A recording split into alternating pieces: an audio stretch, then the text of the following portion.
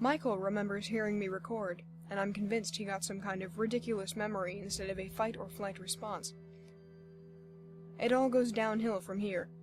He wants to sit in on a recording, and I know that will end in him interrupting me to ask questions, or even worse, changing the subject to talk about something completely unrelated because I said something that reminded him of something else.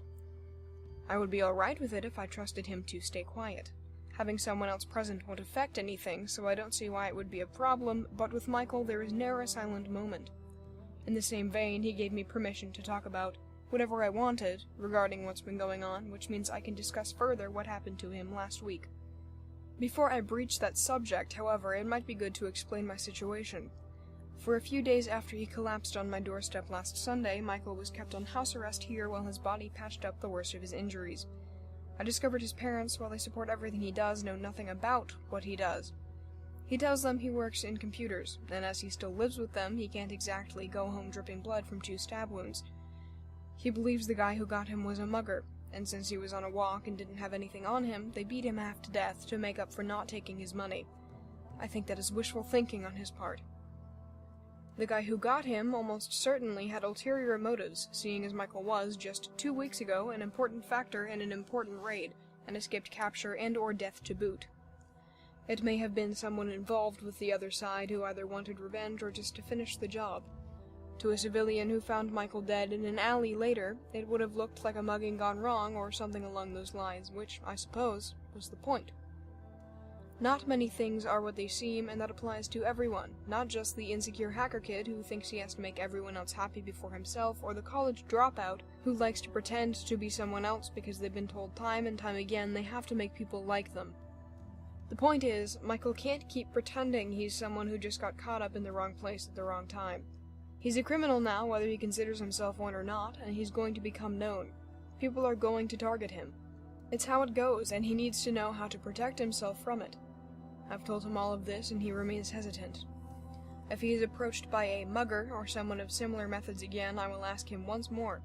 If he refuses at that point, I did more than ask once, and there is nothing I can do but wait for him to come to his senses.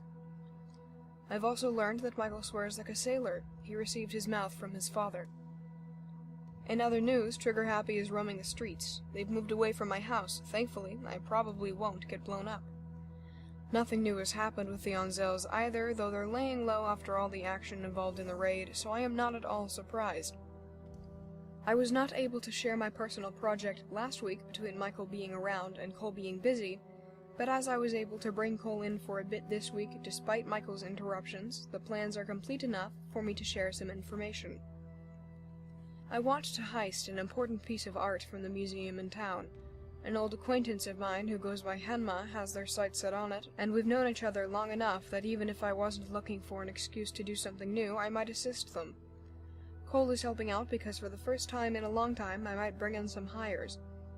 So those hires won't be doing much aside from interference and distraction, but it's one of Henma's rules to always have mercenaries on deck. I'll bring them along and leave them to their own devices for the most part. This heist will also tell me a lot about how Cole operates under pressure, and that will be useful for future projects. They claim to have experience with handguns, which is debatable, but we'll see when I take them to the range for our meeting tomorrow. I'd rather not have them in my personal range just yet. I don't want them shooting up my house. More information as we plan things further. We won't be doing this for a while yet, but at least Henma is letting us plan in advance. 4 weeks in, and we've made fantastic progress, so we've had the Onzels beat for a while. Perhaps I'll bring them in as well, but that is a decision to be made elsewhere. At this point, we won't need much longer to plan. Perhaps we could have the heist done by the end of the month. As for our viewer contributions, I'm working with something. With Henma, actually, so we should have something interesting next week. You can find me at diaryofamastermind@gmail.com. Thank you for listening.